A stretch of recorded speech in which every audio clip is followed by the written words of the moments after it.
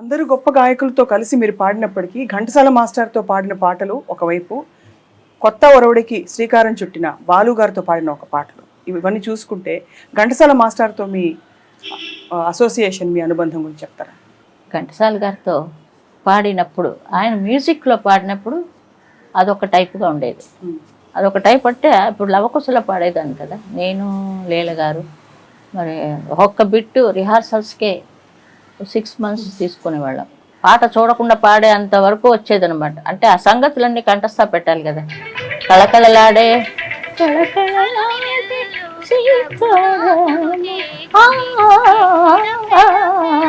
నా చిన్నప్పుడు ఘంటసాల గారిది ఇది రామారావు గారు పిక్చర్. రామారావు గారు, జీవలక్ష్మి గారు, ఏడు కొండల గుర్తుందా? లీల గారు పాడారు అది.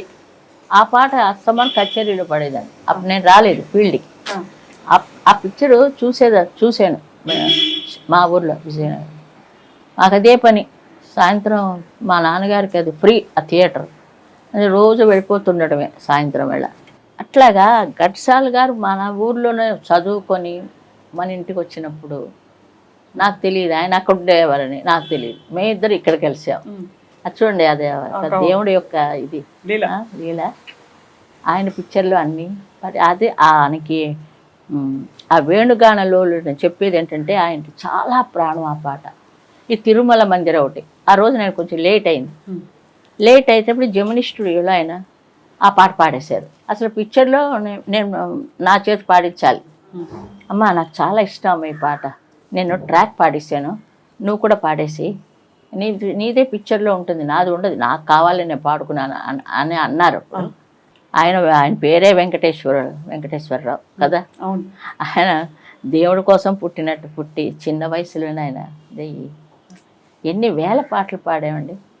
చేతిలో చెయ్యేసి చెప్పు బావా, నీ నోట నా నోట నీ పలకాల చిలక.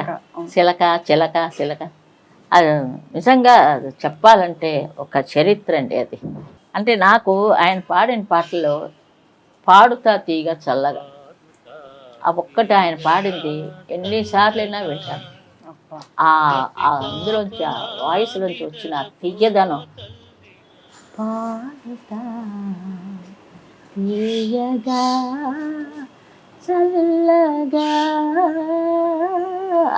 ఆ లాస్ట్లో కూడా ఆయనకి ఆ గొంతుకలో ఇంకా ఆవిడ సావిత్రిని నిద్రపుచ్చి లాస్ట్లో కూడా ఆయన ఆ గాత్రంలో చూడండి, ఇంకా పాడలేక పాడినట్ట ఆవిడ పడుకుంది, నేను ఇలా పాడాలి. అందులో ఉన్న మెలోడీ ఉందండి, లడ్డు అండి అది ఎవరికి రాదు. ఎవరు ఎన్ని జన్మలు ఎత్తినా ఎవరికి రాదు. ఘంటసాల గారు మీకు ఈ చిన్న చిన్న మెళకువలు అవి ఆయన కూడా చెప్పేవారు. అమ్మా ఇది ఇలా ప్రొనౌన్సియేషన్ కరెక్ట్గా ఉండాలి, ఇలా పాడాలి, అక్కడ ఈ ట్విస్ట్ ఇలా తిప్పాలి అని చెప్పేవారు. అక్కడి నుంచి కొంచెం డెలటోర్కి ఈయన మన చక్రవర్తి గారు బాలు కాంబినేషను, సుశీల చక్రవర్తి బాలు కాంబినేషన్. కోదండ పని గారి పాడాం, పాడుతూ ఉండేదాన్ని. ఆయన చక్రవర్తి గారితో తక్కువ ఆయన రిధం మార్చి ఆయన ఒక స్టైల్ తీసుకొచ్చి, ఆ స్టైల్ తీసుకొచ్చిన తర్వాత ఇంకా మొత్తం మారిపోయింది. ఆ కుర్రాడు, చిన్న కుర్రాడు అతను బాలు, ఆ బాలుతో నేను గెంతులు వేసినట్టు పాడాను. గెంతులు వేయలేదు హాల్లో, అలా పాడించాడు ఆయన. అలా పెద్ద పేరు నాకు చక్రవర్తి. నిజంగా నేను మర్చిపోలేనటువంటి మ్యూజిక్ డైరెక్టర్ అండి చక్రవర్తి గారు. ఒక అక్క చెల్లిలా చూసుకునేవారు నన్ను, జానకి. నేను తెలుగులో అప్పుడే కొంచెం తగ్గుతోంది, తెలుగులో స్టైల్ మారుతోంది. ఈ స్టైల్ ఈయన వచ్చాడు. ఈ స్టైల్ ఈయన వచ్చేటప్పటికీ సుశీల అప్పుడు నేను ఇంకా ఉన్నాను కదా అక్కడ స్టైల్లో.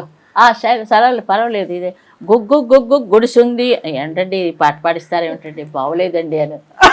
మీరు పాడి తీరాలి, ఈ పాట పాడాలి అన్నారు. అలాగే జయమాలిని, జ్యోతిలక్ష్మి అందరికీ కూడా నేనే వడ్డింపు అందరికీ. ఎప్పుడైనా మీరు సంఘర్షణ పడ్డారా? ఈ సాహిత్యం పాడను, మా నాన్నగారు ఏంటి, నేను వచ్చిన కుటుంబం ఏంటి, లేకపోతే అలాంటిది ఏమైనా సంఘర్షణ ఎప్పుడైనా ఉండదు? ఈ సాహిత్యం నేను పాడను అని చెప్పిన సందర్భాలు ఉన్నాయి? అలా అనండి. నా దగ్గర అది చాలా మంచి గుణం ఉంది, మీకు తెలియదు. ఎవరిని ఏమన్నా అసలు, అయ్యా ఏంటయ్యా నాయన ఈ పాట పాడమంటే నన్ను ఎలాగ ఇప్పుడు, అదంతా నాకు తెలియదు, మీరు పాడాలంట అంతే, ఇంకేం లేదు. పాడేసేవారు. ఏం చేస్తాం మరి, పాట నేను పాడమంటే మరి మ్యూజిక్ డైరెక్టర్ ఇష్టం, ఆ వెరైటీ ఉంటుంది. ఇది ఒక వెరైటీ పాడాలి మీరు, ఈ వెరైటీ కూడా పాడి చూపెట్టాలి, మీరు ఛాలెంజ్ చేయాలని వారు అలా పాడించారు. అలాగే అందరూ మ్యూజిక్ డైరెక్టర్స్, రమేష్ నాయుడు గారు అదొక స్టైలు, దక్షిణామూర్తి గారు, సుసర్ల దక్షిణామూర్తి గారితో జనని శివకామి. మిమ్మల్ని మీ ప్రతిభని పూర్తిగా ఛాలెంజ్ చేసే పాట ఏది అంటే ఏదో ఒక పాట చెప్పగలుగుతారా? అంటే బాగా మీకు మోస్ట్ డిఫికల్ట్ సాంగ్, మీరు కూడా కష్టపడి but at the same time ఇష్టపడి పాడిన పాట పాడితే అన్ని పాటలు నేను అలాగే తీసుకునేదానండి. ఒక్కొక్క పాట ఒక్కొక్క ఎగ్జామినేషన్. ఒక పాటకి వెళ్ళానంటే ఆ పాట 24 గంటలు అందులోనే ఉండేదాన్ని. ఆ పక్క నుంచి ఈ పక్క నుంచి వెళ్ళిపోయిన వాళ్ళు కూడా నాకు కనపడరు. సీతారామ కళ్యాణ రామారావు గారి పిక్చర్లో పాడాం కదా, సీతారామ, అది 2 రోజులు 3 రోజులు పాడాం. ఓహో, ఒక సాంగ్. ఆ సాంగ్ అంటే ఏంటో కష్టమని కాదు, ఆయనకి ఆయనకు బాగా వచ్చింది ఓకే అని రామారావు గారు అనుకునే వరకు ఆ పాట మేము ఆ స్టూడియోలో 2 సార్లు పాడాం. ఎంత పెద్ద పాట ఆ పాట. జానకమ్మ గారితో మీ అనుబంధం ఈనాటిది కాదు, చాలా అవునండి. అయ్యో చాలా చాలా చాలా. సో ఆవిడ మరొక కొత్త ఒరవడి తీసుకొచ్చారు ఇండస్ట్రీలోకి. మీరు అప్పటికే సీనియర్ గాయనిగా ఉంటూ. అవును. మీ ఇద్దరి అనుబంధం ఎలా సాగింది ఇండస్ట్రీలో? అంటే ఎక్కువ ఫ్రెండ్షిప్ ఏం లేదు. రికార్డింగ్స్లో కలుసుకున్నప్పుడు, ఎక్కడైనా మీటింగ్లో కలుసుకున్నప్పుడు వీళ్ళకంటే ఫ్రెండ్స్ లేరు అన్నట్టుగా వసులుకున్నాం. జానకి సుశీల ఒక సిస్టర్స్ లాగా మేము ఈ ఫీల్డ్లో ఉన్నాం. బాలు గారి గురించి మీరు అంటే మరొక 2-3 బాలు గారి పాటలు ఏంటంటే ఏ పాటైనా ఈజీగా ఆయన పాడేస్తాడు. నాకు ఈజీగా పాడటం రాదు, కానీ చాలా మర్యాదస్తుడు, చాలా చాలా మంచివాడు. చిన్న వాళ్ళ దగ్గర నుంచి పెద్దవాళ్ళ దాకా ఒకే మర్యాద ఇస్తాడు ఆయన. ఇదివరకైతే స్టోరీస్ చెప్పేవారు, రాను రాను స్టోరీస్ చెప్పడం మానేశారు. ఇది డ్యూయట్ మీరు పాడేయండి, మీకు ఇష్టం వచ్చిన చోట వేసేయండి ఎఫెక్ట్లు, మాకు ఇష్టం వచ్చిన చోట వేసేయడం ఎఫెక్ట్లు, అక్కడ వాళ్ళు ఇచ్చుకుంటారు. ఇళయరాజా గారిది వటపత్ర సాయి, ఎవ్వరూ లేరు ఆ రోజు, అందరూ ఊటీలో ఎక్కడో షూటింగ్, అవుట్డోర్ షూటింగ్లో ఉన్నారు. ఈ సాంగ్ అర్జెంటుగా కావాలి, సుశీల్ గారిని పాడేయమనండి. ఎలాగండి పాడేనంటే పర్వాలేదు ఆవిడ పాడేస్తుందిలే అన్నట్టు రాజా గారు. ఆవిడ తెలుసు, ఆవిడ కరెక్ట్గా పాడేస్తారు. తెలుగు భాషే కదా, పాడేసి ఇప్పుడు పెద్ద రికార్డ్ బద్దలు కొట్టింది ఆ పాట. ఎప్పుడైనా మీరు బాగా బాధపడిన సందర్భాలు ఉన్నాయా మీ రికార్డింగ్ కెరియర్లో? మిమ్మల్ని ఎవరైనా మ్యూజిక్ డైరెక్టర్ వారు అనుకున్నట్టు మీరు అనలేదనో, లేట్గా వచ్చారనో, ఇలాంటివి అవుతూ ఉంటాయి అందరికీ. అది అందరికీ అవుతూ ఉంటుందండి. వాళ్ళ మ్యూజిక్ డైరెక్టర్ చెప్పినట్టు ఏది కరెక్ట్గా పాడలేమండి. కొన్ని వాళ్ళే మమ్మల్ని క్షమించేస్తారు. వాళ్ళు ఒకటి చేసుకుంటారు. అదే రమేష్ నాయుడు గారి దాంట్లో ఒకటి కళ్యాణి అని ఒక పిక్చర్ తీసి, ఆ పిక్చర్లో నాకు రమేష్ నాయుడు గారికి పడింది భేటీ. ఏం లేదు, ఆయన చెప్పిన సంగతి నేను పాడలేకపోయాను, ఎందుకంటే అది ఏమో అలాగ అయిపోయింది. అది ఆయన కూడా కొంచెం కోపించుకున్నారు. దాంతో నేను డైంగన కళ్ళలోంచి నీళ్ళు వచ్చేస్తాను. ఆ రోజు క్యాన్సల్ రికార్డింగ్.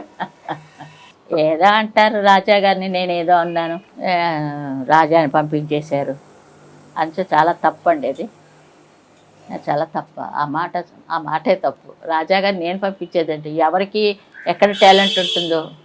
మీకు వారికి మధ్య ఒక టైంలో కొంత అపశృతులు వచ్చాయని మాత్రం మామూలుగా ఏం లేదండి. వాళ్ళు అదే అంటారండి, ఇంత ఉంటే అంత చెప్తారండి, ఇంత ఉంటే అంత అంటారు.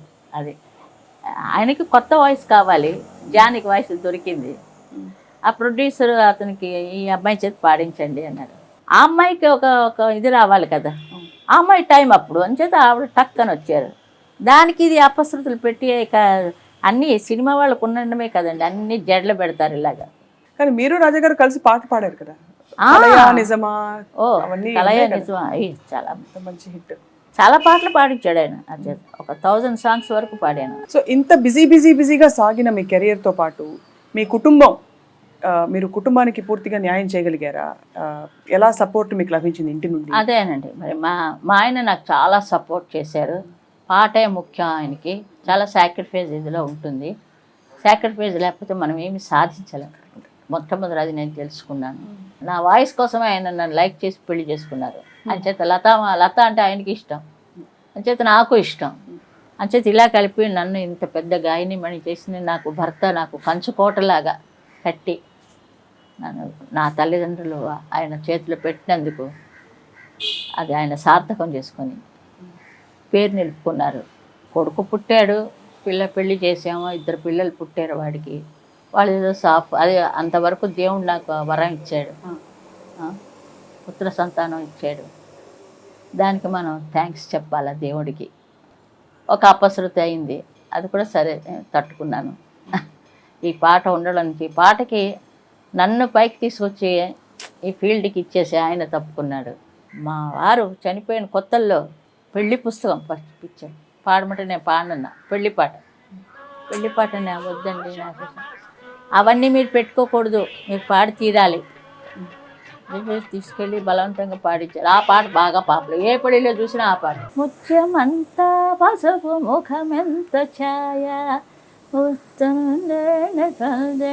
బతుకంత ఛాయ. అది ఎలా చేశారో ఆయన తెలియదు మహాదేవన్ గారు. తెలుగు రాకుండా ఆ తెలుగు వాసన ఎలా పట్టారో నాకు తెలియట్లేదు. ప్రపంచం అంతా అభిమానులు, కుటుంబాన్ని సంపాదించుకున్న మీరు అది ఇప్పుడు ఇంకా ఏదైనా ఇంకా చేయాలని సాధించాలన్న తపన ఏమన్నా ఉందా మీకు? పాడే తపన. మనసుకి వయసు ఉండదండి, ఎన్నో కోరికలు ఉంటాయి మనసుల్లో. వయసు కూడి రావాలి కదా, వయసు ఉండాలి కదా చేయటానికి. మనకి మనసులోంచి వచ్చేవన్నీ జరగవు కదా, ఇంకా చెయ్యాలనే ఉంటుంది. సరే చేద్దాం, చూద్దాం.